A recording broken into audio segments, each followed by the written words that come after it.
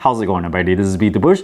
This is Autel's 80 amp level 2 EV charger called the MaxiCharger. The previous fastest one I owned was a 50 amp one. This is one of the fastest residential chargers I've ever seen. With 80 amps, you can recharge approximately 77 miles per hour. Here's a sneak peek of the installed charger. Keep in mind, to fully utilize all 80 amps capacity of this charger, you need a car that's compatible. There are a couple of limiting factors. Your main panel needs to be capable of supplying that much current to the charger. The charger needs to be powerful enough, and your car needs an onboard AC charger that can accept that much current. I'm gonna be demonstrating with a Tesla Model 3, and that is only capable of 48 amps to 40 volts. A bit shy of what this can do. Cars that can use the full 80 amp include the Ford F-150 Lightning, the GMC Hummer EV, Lucid Air, Porsche Taycan, Rivian R1T, R1S, Chevrolet Silverado EV, and some older Tesla Model S and X's, depending if it has a more powerful onboard AC charger installed. So this list is pretty small, and those cars are quite expensive. This charger is quite expensive. It's more than twice the cost of 48 amp versions. So I just wanted to put this segment here so you know you need a special car. You also need a main panel that's compatible in order to even think about buying this charger and make it worth it. Of course, you can just install it anyway and use it to like 48 amps. Let me pull this back plate off. The top has 2 spots for 1-inch conduits to go in. The bottom also has 2 spots, so you can either come in from the top or from the bottom. One of the conduits is for a power cable. The other one is for communication. It doesn't actually include the communication cable in this thing, so I'm not gonna use it myself. It does not require a neutral if you have line 1 and line 2. And after you mount this plate on the wall, it just requires 3 screws. This thing has 3 little blades over here, and that you just pop this right back on. There are 2 screws on the top, 2 on the bottom. The charger itself is the cable hanger. You can hang it on top. You can see there's like a little lip here so it won't fall off. And then you can also plug it in directly right in the middle. Let me go back and unbox this, show you what's included, and then I'm gonna install it.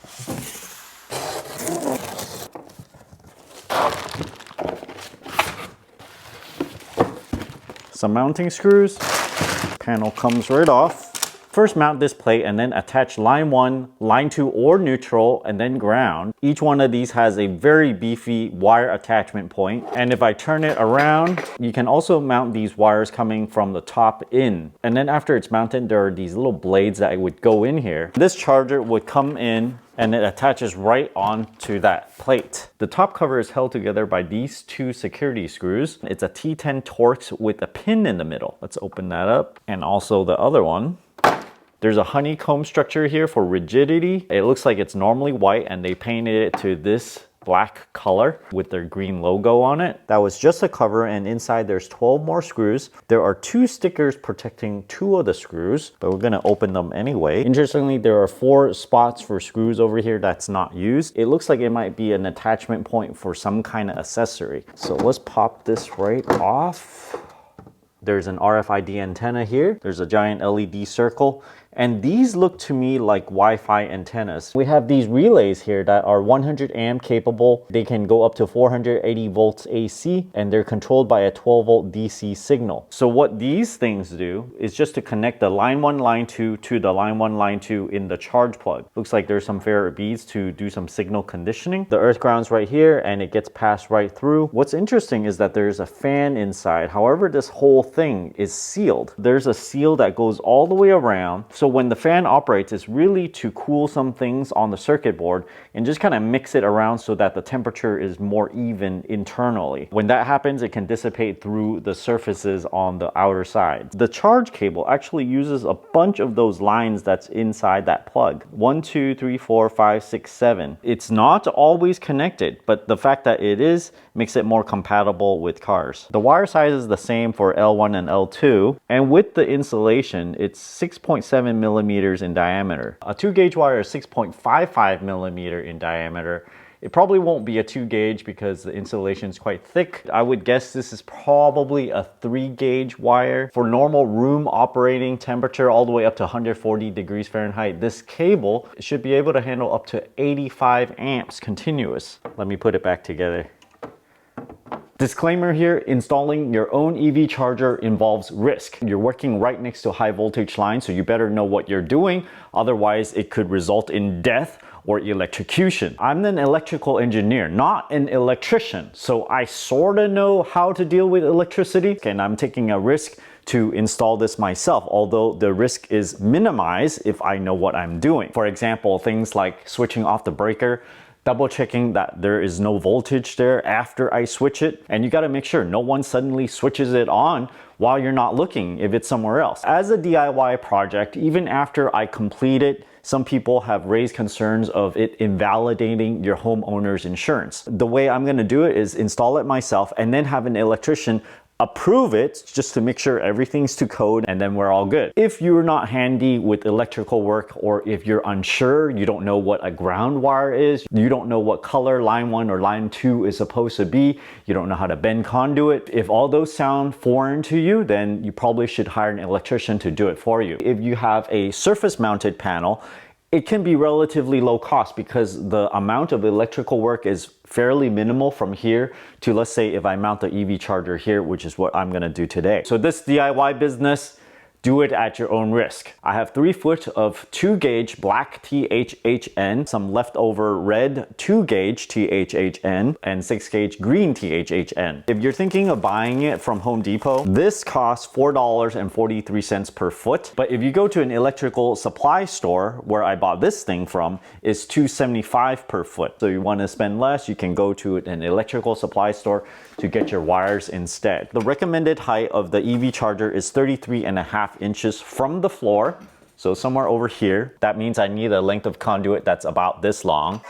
Here's a 10 foot 1 inch EMT conduit. This is about 20 bucks from Home Depot. And you need these set screw connector things. The set screw connectors needs a hole about 1.25 inch. The largest diameter of this one is only 1 1/8. So I need to punch out this little circle here, which is 1.25 inch roughly. And this hole is about 1 inch away from the wall. If I put this against the wall, this hole that's provided, it's about 3/8 of an inch from the wall. So I need to go from 3/8 of an inch away from the wall to 1 inch away from the wall to go into the main panel. So that's an offset bend in the conduit. It comes with these sealing rings. Put the sealing ring on, test fit it right there. Yeah, it fits nice. Put the ring on. From the bottom of the main panel to the neck of this connector, it's about 12.5. When you have that little offset bend, it will shrink about 1/16 of an inch. Doesn't really matter if it's a little short or longer by 1/4 inch because it'll just move up and down this way. And I'm planning to mount this thing after I make the conduit. So I bent a 1 inch EMT conduit with a 5/8 inch offset. I first bent it at the very tip at a 10-degree angle. Then there are charts out there that'll tell you how much further to bend it back. Mine was about 3.6 inches, so that's where this bend is bending back. It wasn't perfect at first. I had to kind of nudge it a little bit here and there and keep on checking it. And then at the end, I cut it off at 12.5 inches. So now it's supposed to fit like this.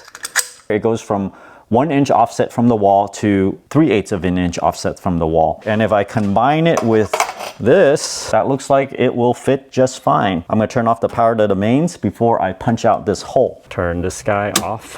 Let's open this up. Double check that the voltage is off, 5.6 millivolts. I'm just gonna check the DC voltage just in case. Nothing. Check right here too. 5.1 millivolts, 0.2 millivolts. Everything is off. Let me punch out that hole here. We want to punch out the smallest hole here. There's like a little rib thing that holds it. And for the next ring is out here. So we kind of want to just punch it like right in front of that because we're putting a lot of force here. And so the next ring won't fall through if we do that. All right, bend it a few times. Comes right off. Now we put the set screw thing in. If you're trying to remove the stickers, WD-40 works well. Secure it in here. I don't have a wrench for this type of nut, so I'll just use a pair of water pump pliers. Moment of truth.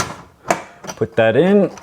The recommended height was 33.5 from the floor, and it's matching up pretty well. I've tweaked the conduit, and now There's very little play there, making sure that this is straight, and then also making sure using this level that this is horizontal. Mark it at the 3 spots. I forgot to mention earlier that there are also rear entry holes over here and here. They're not drilled out already, so you're gonna have to cut a hole yourself if you do that. You'll need a 5/16 or 8mm drill bit. That will make a hole perfect for these anchors. Drill the holes, put the anchors in, secure them with these screws. They have little rubber gaskets in them. Put this back in. Put the screws in. Now we pull line 1, line 2, and ground through this short piece of conduit. Should just go right through, and hold off on cutting these until I've secured them and got the lengths correct. First, I'll put ferrules on all of these. I like to put it this way. Make sure we have the depth correct and spin it around. And it comes out pretty cleanly. I'll use this 4-gauge ferrule instead. Yep, that one works. And crimp it. Crimp it again. Crimp it a 3rd time. Now I'll repeat that with these 2 wires. First I want to put the ground wire in. It's kind of behind there. So I'll just remove this for now. This needs to be torqued to 35 inch-pounds. The label over here says so. Set this to length. Strip and put the ferrule on. I have the ferrule on. We'll put it into the ground position. 35 inch-pounds again for this one. Unfortunately, I kind of stripped this screw. You can actually pry these 4 corners, remove this front plate, and steal one of these screws from below and move it up there and put the cover back on. Now we put it back in. I'm gonna tighten this with a hand screwdriver as much as possible first. This allows me to push in and twist. That's as tight as I want to do it by hand. And we have 35 inch-pounds again. This is a number 2 Phillips. Hear that click? It means 35 inch-pounds. Make sure it's tight in there. Wiggle it a little bit. Now put in this 90 amp breaker. For continuous current, you can only run up to 80% of this, which is 72 amps. The EV charger down there can go up to 80 amps. And I actually have to run 90 amps because the upstream breaker and the wiring in my house that's coming in here, it's only rated up to 90 amps. Look at the writing on the side of this 90 amp breaker. It can go up to 2/0. You gotta use 75C cables, 50 pound-inches of torque. 40C is the maximum ambient temperature and you have to strip it to that length. I did a loop here. We'll put that in, tighten this by hand first, and then the red one. This is line 2. And then we bend all this over here. I dressed it a little bit. This will give us some leeway if maybe we want to move the breaker position, maybe on this side or whatnot. Now that I have it on here, I can twist it some more. It's like it's braced against the back so I can torque it a bit better. Torque these to 50 pound-inches. Right there, that's the magical click. That was like another whole turn. Okay, that only needs a 1/4 turn more. Right there. And the black one.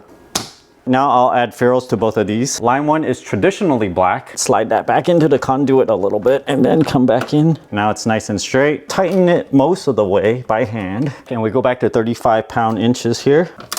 Seems like the internal screw stripped. It just keeps spinning. Look at that. It seems like this little bracket is not strong enough. I did use a torque wrench set at 35 pound-inches and it still did this. We'll try that again with a fresh post. Double check that this is set at 35 inch-pounds. Let's try that again. Put in the line 2. I'm tightening them as much as possible, and even with this pretty fresh screwdriver, I'm getting a cam out. I'm pushing really hard into it and it still comes out of the screw. I can't reach 35 pound-inch. I think they should improve on these cable holders, make the screw part a bit thicker, and not use Phillips screws here. Use like hex sockets. So that's my recommendation. But these are on as tight as I can get them, and I screwed up 2 of those posts. But at least now we're ready to go. It's like 90 something outside, so I'm sweating like crazy. The sun is heating up this garage a lot. I want to do a continuity check.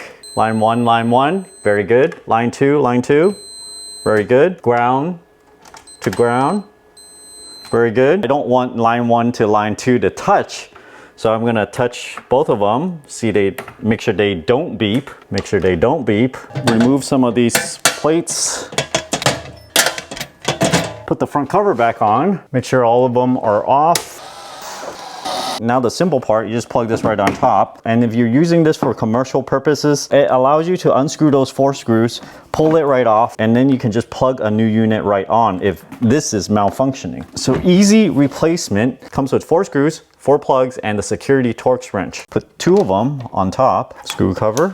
another screw cover, and also secure it from the bottom. Put the screw caps on these two. My circuit breaker is not 100 amps, it's 90 amps, so I'm gonna use this label here. Input output is 240 volt AC, 60 hertz, 72 amps. Pull that one, that label right here. I have the 90 amp on the 5 and 7. Put it in between here.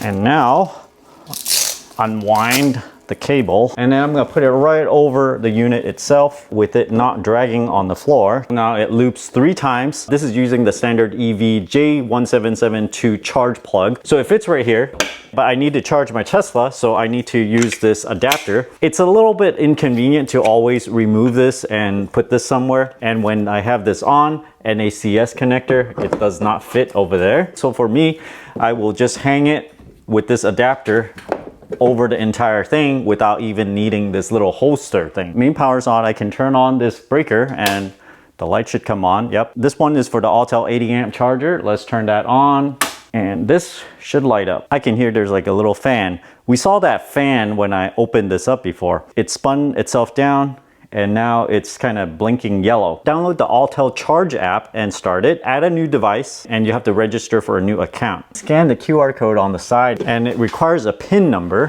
which is on the sticker on the manual. Add the Wi-Fi connection. Charger inactive, so activate now. So now I'm gonna do a 1-hour charge test at 48 amps and see how the temperature rises. Ambient temperature is pretty warm in the garage, 82 degrees. The cables have gotten to be 103 degrees. The top of the charger is 110. Nothing out of the ordinary in the front. All the stuff is behind. Because the cables are running on top, this is getting a little bit warmer. This conduit here, it feels warm but not hot, 91. My breaker reached 101, so that looks reasonable. Here's a charge plug. The hottest it got is around 98 at this cable interface. The cable, all red, 101. All pretty reasonable in terms of temperature. Definitely running cooler than I expected. Of course, I'm pulling 48 amps rather than the 80 amp capability. 5-year warranty, and I typically see maybe 1 or 2 years only. And this is designed for a 10-year lifespan. 25-foot cable. In fact, I'm charging my car outside the garage so it can reach all the way to the second space. It's also designed to run at 113 degrees Fahrenheit ambient temperature, which is really hot. Even at that temperature, it can charge at 80 amps. Let me go through the app and show you the more important things in it. The charge is suspended by my vehicle because I have a timer on it. I'm just gonna go and start it.